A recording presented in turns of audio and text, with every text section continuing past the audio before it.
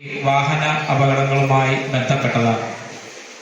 അപ്പോൾ വാഹനങ്ങൾ ഓടിക്കുന്നവരും കാൽനട യാത്രക്കാരും ഒക്കെ നിരത്തിലിറങ്ങുമ്പോൾ നിരവധി കാര്യങ്ങൾ ശ്രദ്ധിക്കേണ്ടതായിട്ടുണ്ട്. അതിലുള്ള അജ്ഞത മൂലമാണ് പല അപകടങ്ങളും നമുക്ക് ക്ഷണിച്ച് വരുത്തേണ്ടി വരുന്നത്. നമ്മൾ റോഡിൽ ഇറങ്ങിയാൽ നമുക്ക് വെള്ള വര കാണാം, മഞ്ഞ വര കാണാം, അങ്ങനെ പലതരത്തിലുള്ള സൈൻ ബോർഡുകൾ കാണാം. അപ്പോൾ ഇതൊക്കെ എന്താണെന്നൊക്കെ അറിയാനുള്ള ഒരു കൗതുകം നിങ്ങൾക്ക് ഉണ്ടാവും.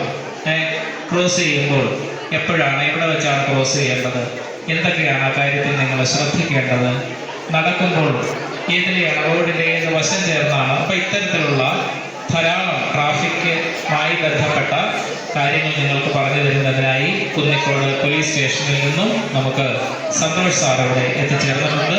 സാറിനെ അത് വിശദീകരിക്കുന്നതിനായി സ്കൂൾ ഹാർദമായി സന്തോഷപൂർവ്വം സ്വാഗതം ചെയ്യും. നമ്മെ ക്ലാസ് എടുക്കുമ്പോഴേ കഴിയുന്നതും സൗണ്ട് ഉണ്ടാക്കാതിരിക്കുക. നമുക്ക് എല്ലാവർക്കും ശ്രദ്ധിക്കാം. കുറച്ച് നേരമേ ഉള്ളൂ, നമ്മൾ കൂടുതലായിട്ട് പറഞ്ഞേക്കൊന്നും പോകത്തില്ല കേട്ടോ.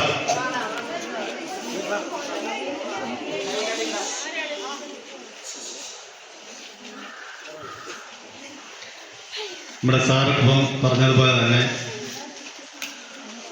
നമ്മൾ ഇപ്പം സ്കൂൾ, ഞാൻ ഒരു ഉദാഹരണമായിട്ട് പറഞ്ഞ് പഠിപ്പിക്കാം. നമ്മൾ സ്കൂൾ പരിസരത്ത് അങ്ങോട്ടും ഇങ്ങോട്ടും നടക്കുന്നില്ലയോ, ഒരാളെ വെറുതെ തട്ടാതെ നമ്മൾ ഒഴിഞ്ഞു മാറി പോകുന്നില്ലയോ അല്ലേ?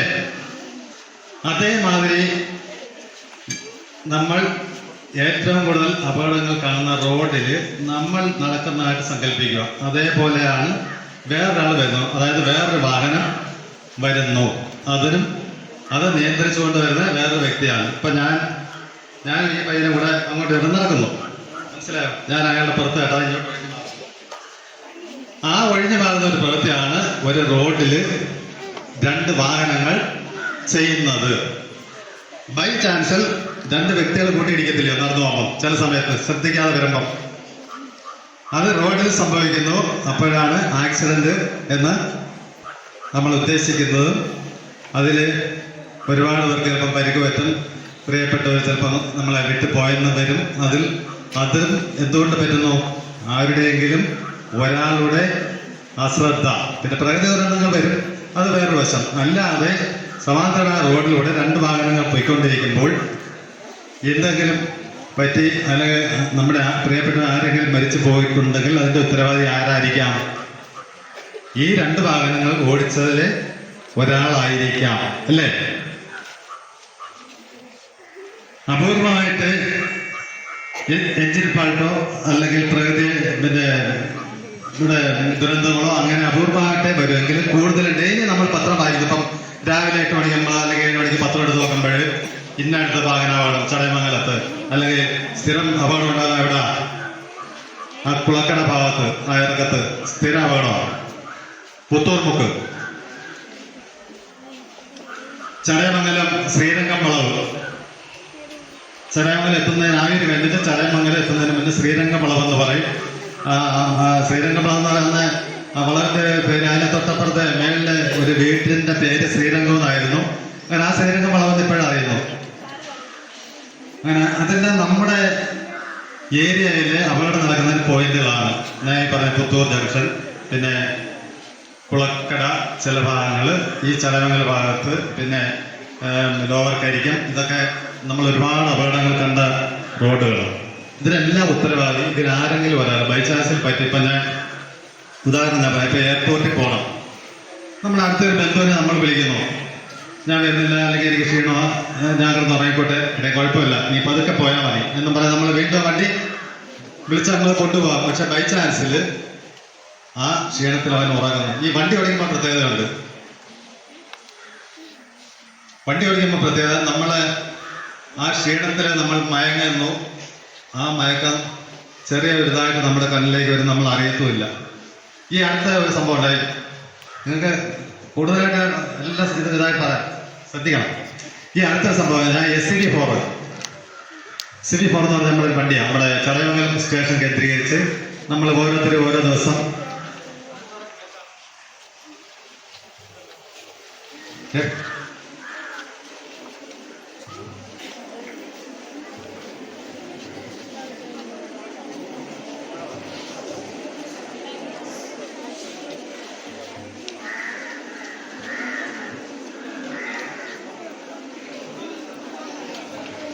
സേഫ് കോറിഡോർ വെഹിക്കിൾ SSCV അതിന്റെ ഹെഡ് എന്നത് ചടയമംഗലം സ്റ്റേഷൻ. അവിടാണ് ആ ഒരു വണ്ടി ഇട്ടേക്കുന്നത്. അത് നമ്മൾ പിന്നെ ആയൂർ വരെ വരും, തിരിച്ച് തട്ടത്തുമല എന്ന് പറയുന്ന സ്ഥലത്ത് അങ്ങോട്ട് ഇങ്ങോട്ട് ഓടിക്കൊണ്ടിരിക്കുക റോഡിൽ കൂടെ. വേറെ എങ്ങോട്ടേ പോകത്തില്ല, ബൈ റോഡിലൊന്നും പോകത്തില്ല. ആ MC റോഡ് മാത്രം SCV4 ചടയമംഗലം സ്റ്റേഷനിൽ ഇട്ട് പോകും. അങ്ങനെ ഈ അടുത്ത സമയത്ത് ഞാൻ അതിനകത്ത് ഡ്യൂട്ടി ആയിരുന്നു. ഒരു ഉച്ചയ്ക്ക് രാവിലെ ഒരു 10-10:30 ആയപ്പോഴത്തേനും ഒരാൾ വന്നു, സാർ അവിടെ ഒരു അപകടം നടന്നു, ഒരു വണ്ടി തെന്നി മാറി വേറെ പാറപ്പുറത്ത് കയറി ഇരിക്കുന്നു പറഞ്ഞു. എന്നാൽ ഞങ്ങൾ പെട്ടെന്ന് നോക്കി. എന്നാൽ ചെന്ന് നോക്കിയപ്പം ഈ പാറ പിന്നെ സൈഡിൽ ഇറക്കിയിട്ടേക്കുക, ഒരു പുരയെടുത്ത് പാറ ഇറക്കിയിട്ടേക്കുക, ലോറിക്കകത്ത് കൊണ്ടുവന്ന് ഇറക്കിയിട്ടേക്കുക. ഞാൻ നോക്കിയപ്പോൾ ഒരു കാറ് അതിൻ്റെ മേൽ കയറിയിരിക്കുന്നു. അപൂർവമായിട്ടുള്ളൊരു കാഴ്ച. റോഡരികിൽ പിന്നെ പുരയെടുത്ത് പാറ, ഒരു ലോഡ് പാറ ഇറക്കിയിട്ടേക്കുന്ന ഒരു കാറ് അതിൻ്റെ മേൽ കയറിയിരിക്കുക.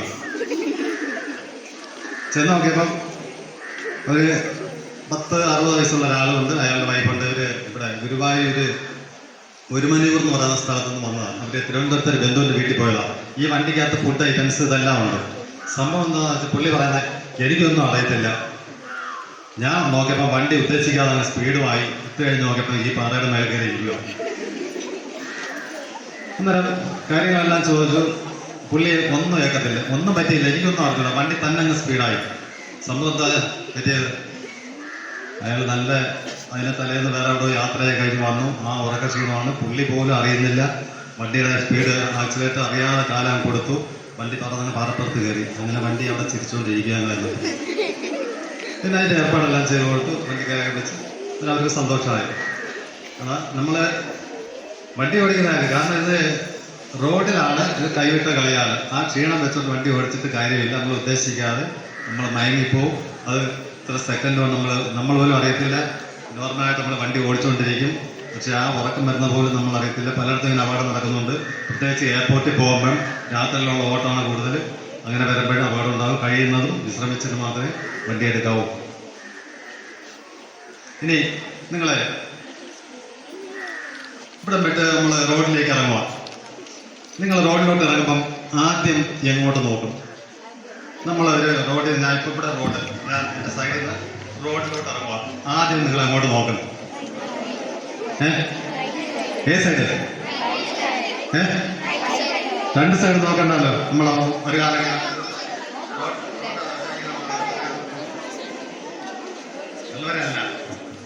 ആദ്യം ഏത് സൈഡിലോട്ട് നിങ്ങൾ ശ്രദ്ധിക്കണം. നമ്മളെല്ലാം ശ്രദ്ധിക്കുകയും ഞങ്ങൾ പലപ്പോഴും കണ്ട് ചിരിക്കുകയൊക്കെ ചെയ്യും. ഈ പെണ്ണുങ്ങൾ റോഡ് ക്രോസ് ചെയ്യാൻ നേരത്തെ അവർ ജസ്റ്റ് ഓപ്പോസിറ്റ് നോക്കാം. അവർ ഇങ്ങോട്ട് ഇടതുവശത്തോട്ട്, ഒരിക്കലും ഇടതുവശത്തോട്ട് നോക്കരുത്. നമ്മുടെ വലത് കൈയുടെ കാര്യം ആലോചിച്ചിരിക്കുക. വലത് കൈ, ഇത് ഈ കൈ മാത്രം, വലത് കൈ ആ സൈഡിലേക്ക് ഒരു വഴി നമ്മൾ ക്രോസ് ചെയ്യുമ്പോൾ ആദ്യം നോക്കാവൂ. എങ്ങോട്ടാ?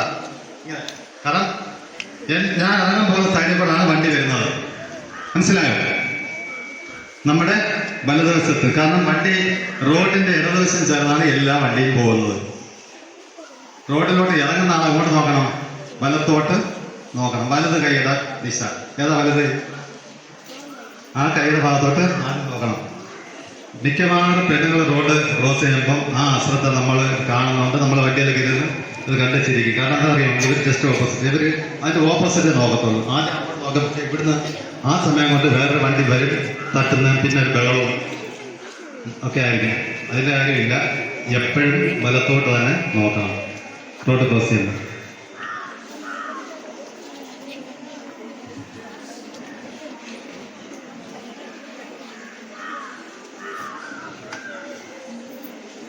പിന്നെ നമ്മൾ കൂടുതൽ അപകടങ്ങൾ കാണുന്നത് വാഹനങ്ങൾ മദ്യപിച്ച് വണ്ടി ഓടിക്കുന്ന അപകടങ്ങളാണ് കൂടുതലായിട്ടും കാണുന്നത്. കഴിയുന്നത് നമ്മുടെ ചെക്കിങ്ങോ കാര്യങ്ങളിലോ കുറച്ചൊക്കെ നമുക്ക് പിടിക്കാൻ പറ്റുന്നുള്ളൂ. എങ്കിലും അപൂർവമായിട്ട് ഇങ്ങനെ പോകുന്നുണ്ട്. അതിനകത്ത് ഞാൻ ഒരു കാര്യം പറയാം.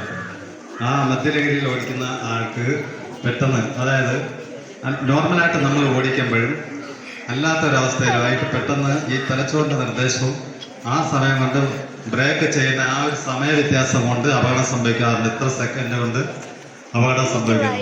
കാരണം ഒരു വണ്ടി പെട്ടെന്ന് വന്നു, നമുക്ക് ചവിട്ടണമെന്ന് തോന്നുന്നു, പക്ഷെ ആ തീരുമാനം എടുക്കാൻ നമ്മുടെ ബ്രെയിൻ അല്പം ലേറ്റ് ആകുമ്പോഴാണ് മദ്യപിച്ച് വാഹനം ഓടിച്ച് അപകടം ഉണ്ടായി എന്ന് പെട്ടെന്ന് പറയുന്നത്. കേൾക്കുന്നുണ്ടോ?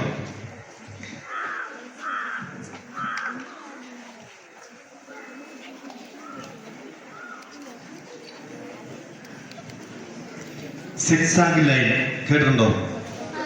എന്താണ്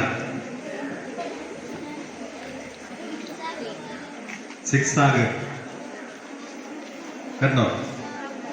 അടുത്ത് സ്കൂൾ ഉണ്ട് എന്ന് അറിയിക്കുന്നതിന് വേണ്ടി റോഡിൽ അടയാളപ്പെടുത്തുന്ന ഒരു മാർക്കാണ് സിക്സാഗ്. കണ്ടിട്ടുണ്ടോ? അറിഞ്ഞോട്ടോ? മിക്കവാറും റോഡിൽ സ്കൂളിൻ്റെ അടുത്ത് നിങ്ങൾ ശ്രദ്ധിച്ചാൽ മതി, ഇങ്ങനെ കൊടുത്തേക്കും. അത് നമ്മൾ വാഹനം ഓടിക്കുന്ന ആൾക്ക് അതിങ്ങനെ പൊളഞ്ഞ് നമ്മുടെ കൂടെ ഓടി വരുന്നതായിട്ട് തോന്നും കേട്ടോ. ഇനി വണ്ടി അടിക്കാൻ ശ്രദ്ധിച്ചാൽ മതി.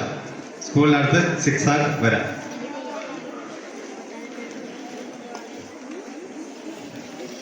പിന്നെ അടുത്ത വേറെ പറഞ്ഞോ ഒരാൾ പറഞ്ഞാൽ മാത്രം നിങ്ങളിവിടെ പറയുമ്പോൾ എനിക്ക് അത്ര ഇതാ പറയാൻ.